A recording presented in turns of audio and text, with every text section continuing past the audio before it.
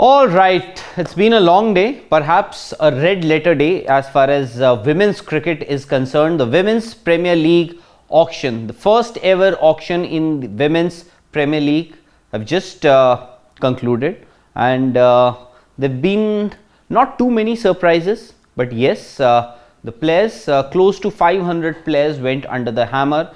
Many of them got big bucks, and a lot of them went unsold as well. But still, it's a day of a historic day perhaps, and because this would be the third phase as far as Women's Premier League auction is concerned.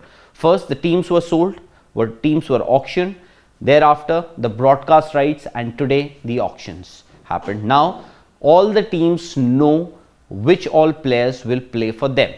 Now here's a quick look at what has happened today. Now the top 5 buys today, not very unexpected, but yes, still to mention Smriti Mandhana, the poster girl of Indian cricket, Indian women's cricket, and also to a great extent cricket in general. If you talk about Smriti Mandhana, was sold for 3.4 crores. That's RCB. Now Royal Challengers Bangalore, they've got the poster boy of Indian men's cricket or world cricket, that is Virat Kohli, who plays with a jersey number 18. Smriti Mandhana, another one with that same jersey number 18, will again play for RCB in Women's Premier League. So this is the list of 5 most expensive buys today. Smriti Mandhana, of course, tops that list. Ashley Gardner from Australia, a brilliant all-rounder, was paid 3.20 crores, and thereafter Nat Skyver, again 3.2 crores. Then Deepti Sharma, the Indian all-rounder, the star Indian all-rounder and off-break bowler, right arm off-break bowler, and a pretty good handy batter in the middle order. 2.60 crores is what she got, and thereafter Jemimah Rodrigues, 2.2 crores. That is what Delhi Capitals paid for Jemimah. Perhaps that innings that she played only yesterday against Pakistan in India's first match of the Women's T20 World Cup may have helped things for her, but surely, you know, a young batter and an experienced, she's still young and got a bit of experience also. So this is how the list of top 5 most expensive players looks like. Now thereafter, now if we could switch to the teams now. Now Delhi Capitals, they've got 18 players in total, and that's the maximum that any team can have in their squad. So Delhi Capitals, a franchisee you're well aware of, now they'll have a team in the Women's Premier League also.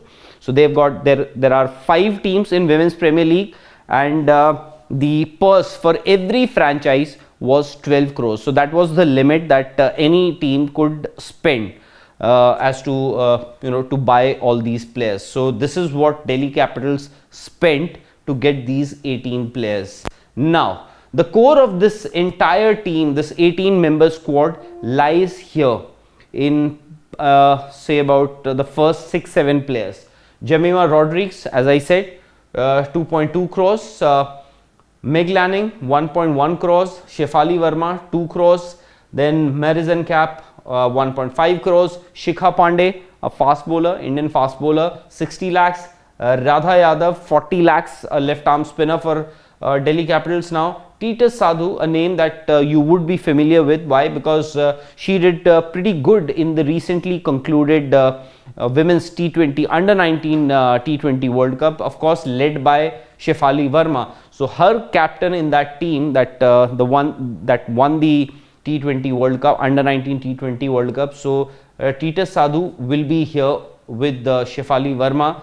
Then you have other few names: Jessia Akhtar, Tara Norris, Alice Capsey, a few other familiar names. Poonam Yadav, that leg break bowler. Perhaps this could be the moment that she would be waiting, because off late maybe she is a little out of favor, but she's a very good leg spinner, bowls very slow through the air, and off the wicket the ball gets even slower. So she could be very handy in these Indian conditions, although the matches will be limited only and only in Mumbai. 2 venues have been shortlisted, or that is where the matches will happen, at least for the first season. Then Tanya Bhatia, well, she'll be there as a wicket keeper. Most likely she will be there in the 11 as well. A late by Tanya Bhatia, a little surprising though, because they were looking for a wicket keeper and Tanya Bhatia just fits the bill there. 30 lakhs is what she got from Delhi Capitals.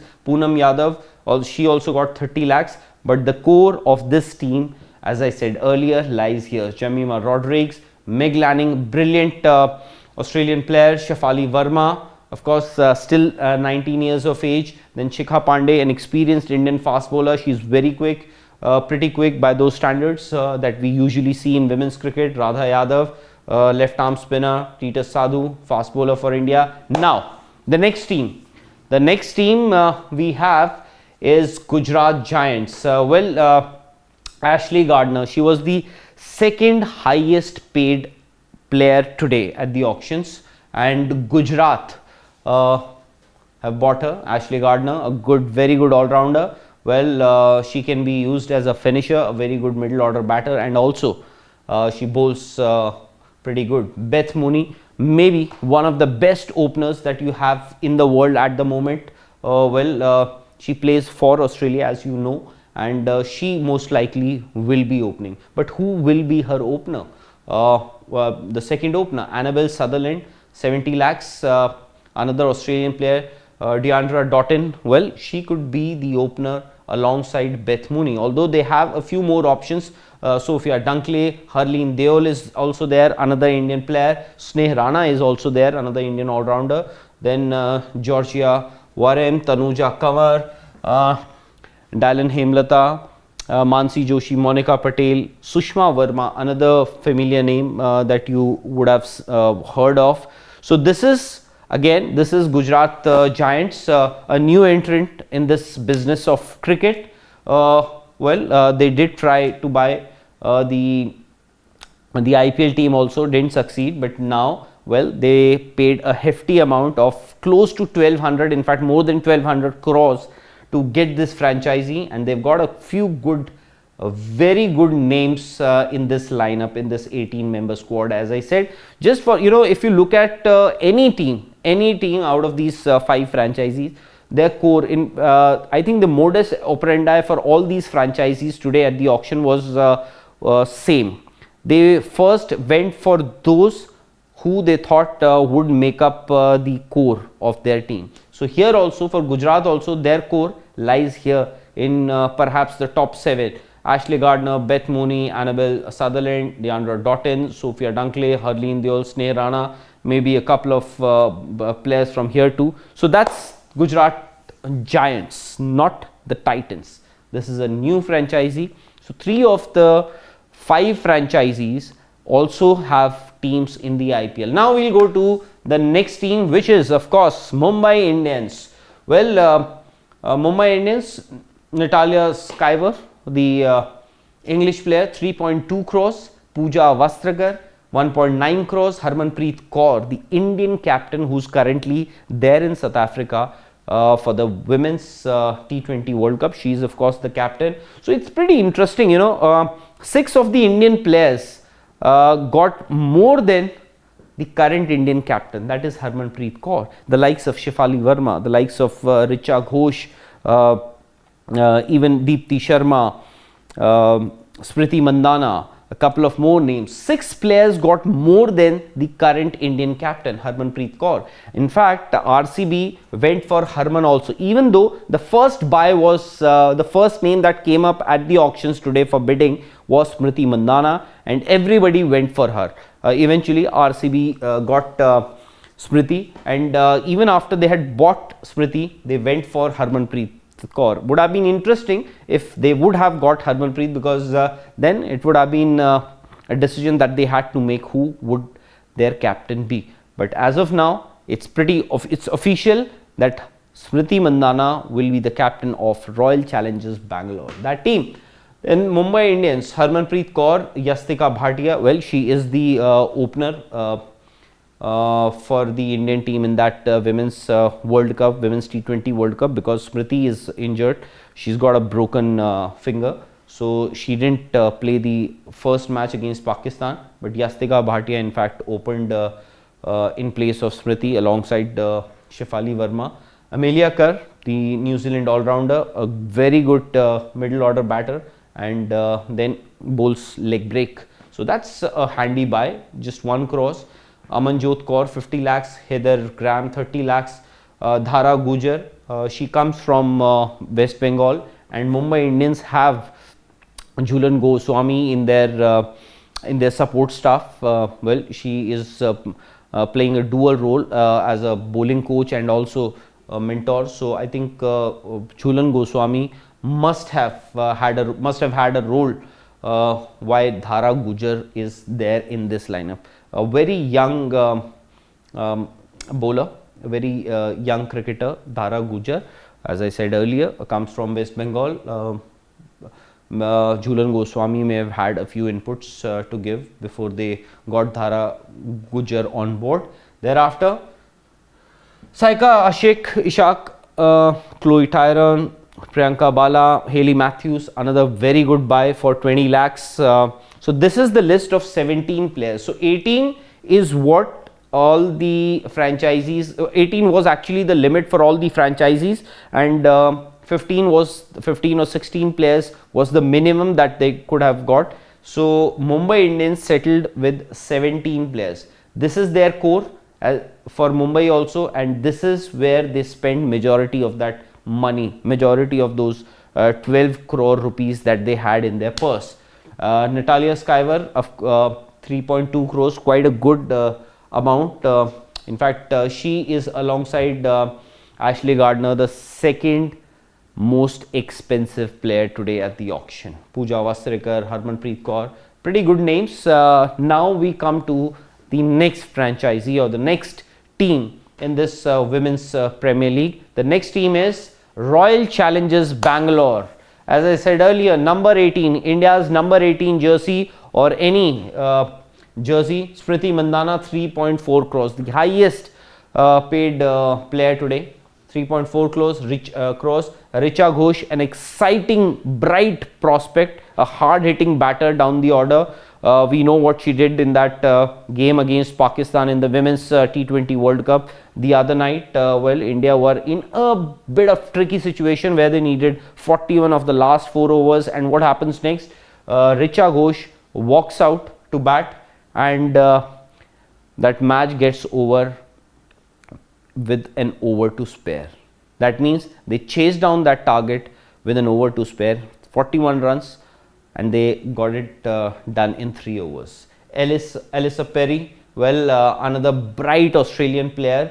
Of course, you have Smriti Mandhana as the captain, Renuka Singh, the young Indian fast bowler. Sophie Devine, 50 lakhs is a steal. Kanika Ahuja, Erin Burns, Asha Sobna, then Disha Kasart, Indrani Roy, Heather Knight, 40 lakhs, another bright or another prominent name. Then you have Megan Shute, another good cricketer. So they've got a pretty decent lineup, and if you look at the men's team or the IPL team that they have, the RCB, this has always been their modus operandi. Go for those good cricketers, especially the batting. So the batting here also looks very good in presence of Smriti Mandhana, Richa Ghosh, Alyssa Perry. They've got quite a good lineup here. So this, just that, in the initial days also, you would remember that RCB had the IPL team I'm talking about. They had many good batters, but it was their bowling that would often let them down. So I hope this doesn't happen here with the women's team that's in the Women's Premier League, and maybe this is the team that can break that jinx of not winning an IPL trophy. Anyways, next team is UP Warriors, the first team that completed its squad. In fact, they seem to be in a rush, but eventually if you look at the squad, it looks very, very, very good. Deepti Sharma, the second most expensive Indian player today, 2.6 crores, a captaincy prospect also. Deepti Sharma, a very experienced, good all-rounder. Sophie Eccleston bowls from England, bowls left arm spin and is a pretty handy bat also. Then Talia McGrath, well, we know what she is capable of doing. She is a very good hard hitter, can bowl also. They've got quite a good number of Alyssa Healy. Well, she would be their opener and can keep wickets also. Very good batter, maybe one of the best. And you've got a few other familiar names here. Rajeshwari Gaikwad, just 40 lakhs for Rajeshwari Gaikwad, left arm spinner, very good left arm spinner. Then you have Shweta Shehrawat. Well, you would remember this name, why, especially in the last few months what she did. In fact, she was also part of that under 19 T20 World Cup winning team and was the highest run getter there. She was the opening partner with Shefali Verma in that team, and India eventually went on to win that tournament. And thereafter, Devika Vaidya, a very interesting name and a very interesting case also as far as Devika is concerned. Her base price was 40 lakhs and it went up and up and eventually settled for UP Warriors got her and settled for 1.4 crores. Well, she made her debut 7 years ago in 2016, I believe she made her debut, and then she was out of favor, came back after a gap of 4 years, then went out and again she made a comeback. Now she gets another lifeline, maybe UP Warriors. This is the team that will do the trick for her, and this. So majority of the money, once again, I think the core of the group, Deepti Sharma, Sophie Eccleston, Talia McGrath, Shabnam Ismail, 1 crore, Alyssa Healy. Then you have Rajeshwari Gaikwad also, Shweta Shehrawat, maybe a pretty good opening combination. Shweta Shehrawat, a hard-hitting, good attacking opener with Alyssa Healy as your opener. So this, IPL has also always been a learning phase. In fact, has given many cricketers, many young Indian cricketers, great opportunities to rub shoulders with the international stars. Look at somebody like Ravindra Jadeja when he started his career with the Rajasthan Royals, and look where he is today. Ravindra Jadeja is not the only player, by the way. There are many others. So, for young Shweta Shehrawat, this could be an opportunity similar to what the male cricketers have seen. She herself is a bright prospect and, must be relishing this opportunity to rub shoulders with some of these big names of international cricket. Shweta Shehrawat and Alyssa Healy. What a combination it could be. Next, the next team we don't have. Why? Because all the 5 teams, we are done with all the 5 teams. So this is how the Women's Premier League, the first season, the maiden season of Women's Premier League, these are the players who you will see in that competition. Well, it starts on 4th of March next month, and as I said earlier, restricted to just 2 venues in Mumbai, not too much of traveling, and you've already got the broadcast rights sold, and so all is set. It's actually a very good initiative and a very good opportunity for everyone, for fans, for players, for the board, for world cricket. I think for cricket overall, it's a great opportunity. It's a watershed moment. It's a red letter day. We've seen some very great developments in the recent past with regards to women's cricket